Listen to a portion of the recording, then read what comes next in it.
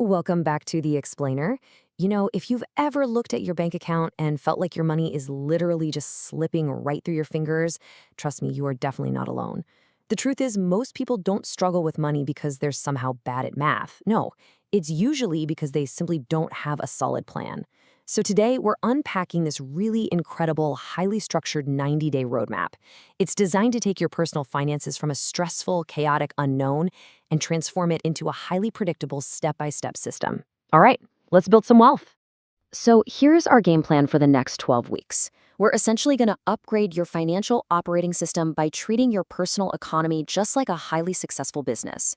We'll hit 6 core phases: the financial audit, trimming the fat, automating your foundation, investing and increasing your income, navigating credit and debt, and finally, designing your long-term vision.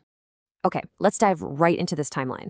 Now, to make sure this doesn't feel totally overwhelming, this 90-day reset is chunked out week by week. So weeks 1 and 2, that's our audit and trim phase. Weeks 3 through 5, we're building out that automation. Weeks 6 to 10, we're flipping the switch to offense and growth. And then we wrap the whole shebang up in weeks 11 and 12 by mapping out your long-term vision. Kicking things off with Section 1, the financial audit. Basically, treating your life like a business. Listen, before we can actually fix anything, we've got to face the music. We have to confront the reality of our current financial data. So you're going to pull up your last 3 months of bank statements, look at them honestly, and log every single expense into a spreadsheet under one of 3 main buckets. First step, fixed expenses. These are your absolute non-negotiables, right? Rent, utilities, car payments, groceries. Second, discretionary expenses, the fun stuff: eating out, traveling, shopping. And third, debt payments like student loans and credit cards. Logging these down literally forces you to see exactly where the leaks are in your monthly spending.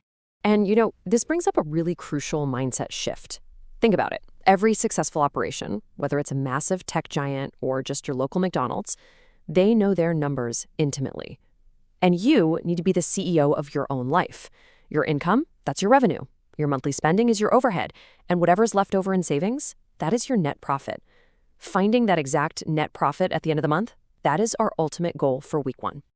Moving right along to Section 2, trimming the fat. This is where we find that lowest hanging fruit. So now that we actually know our numbers, our main objective here in week 2 is to analyze those sorted expenses and slash them by about 10 to 30% over the next 90 days. It really boils down to how these small daily habits just creep up on us. Consider a typical sample budget: $225 going to Ubers. Like, was that really a necessity, or were we just avoiding a quick 10-minute walk on a Sunday? Catching that is an easy $100 saved. Or car insurance sitting at $150? Just by taking a few minutes to compare rates online, you could drop that by another $100 easily. By identifying these root habits, you're trimming the fat without really sacrificing your quality of life. And here is the absolutely crucial takeaway: $4,800. To put that into perspective, if you manage to cut just $400 a month right now, that translates to a whopping $4,800 saved over a single year. That's enough to fully fund a trip to Europe or practically max out a Roth IRA. The crazy part is, the money is already there. You just have to capture it. Okay, Section 3, automating your foundation. We're building systems here that simply don't require willpower. Now we're into week 3, and this is where we start paying ourselves first.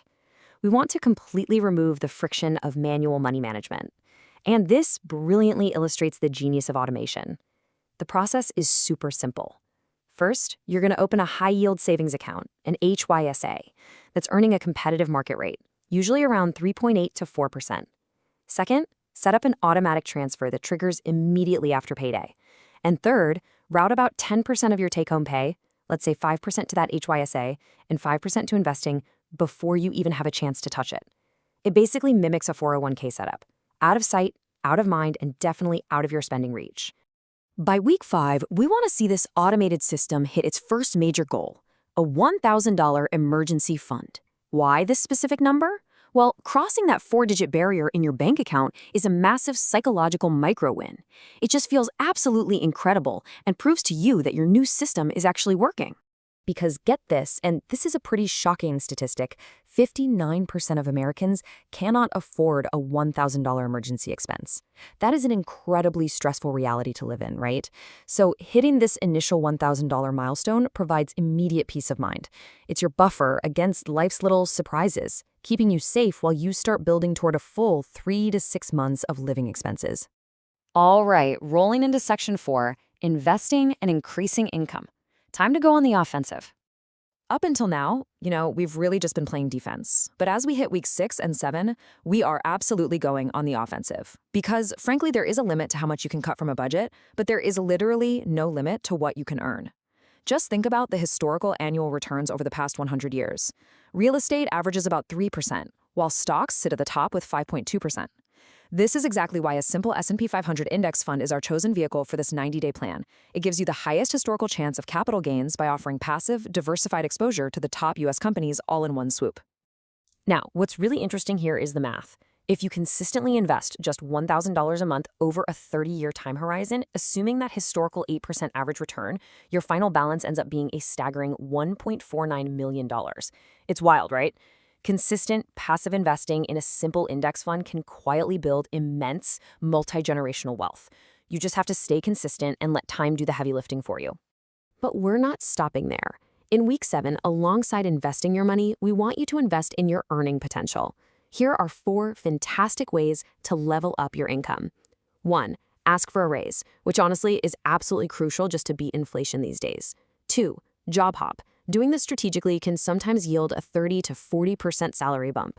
3. Start a side hustle, whether that's freelance work, flipping, or joining the gig economy. Or 4. Learn a high-income skill like coding, sales, or design. I challenge you to pick just one of these growth strategies to focus on during week 7 so you can dramatically increase your cash flow. Section 5, Navigating Credit and Debt. The classic double-edged sword. Okay, we're going to loop back slightly to cover weeks 4 and 9, because we have to tackle the crucial topic of high-interest consumer debt.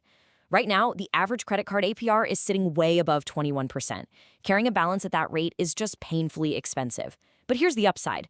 Paying just an extra $75 a month, or even just picking up the phone to negotiate a lower rate with your issuer, yields an instant return on investment. Seriously, it takes like 5 minutes, and the absolute worst they can say is no.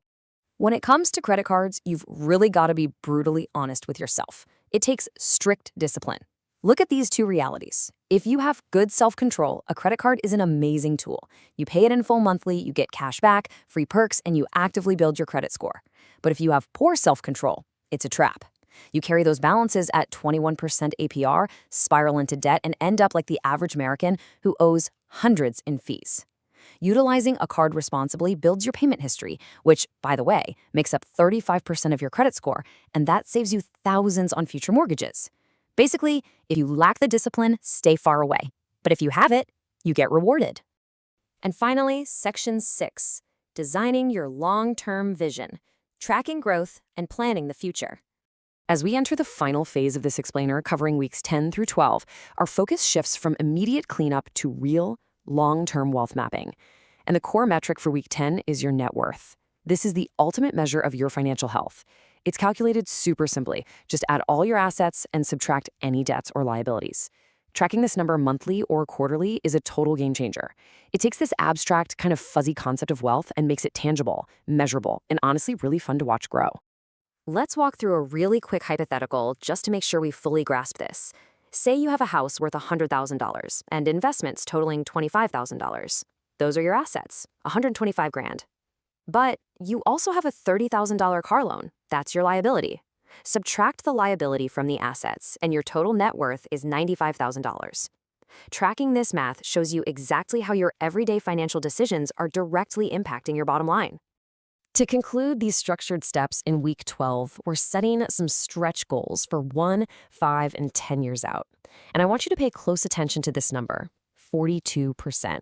Studies actually show that merely writing down your goals, making a plan, and getting them out of your head increases your likelihood of achieving them by 42% compared to just keeping those thoughts to yourself. That is massive. Which leaves us with this one final provocative question. Fast forward exactly 1 year from today. Will you be running your financial business, or will it be running you? Look, this 90-day reset definitely requires some intense discipline and honesty. But because of the incredible compounding nature of time, starting this process today is absolutely critical. Thank you so much for joining me for this explainer, and I'll catch you in the next one.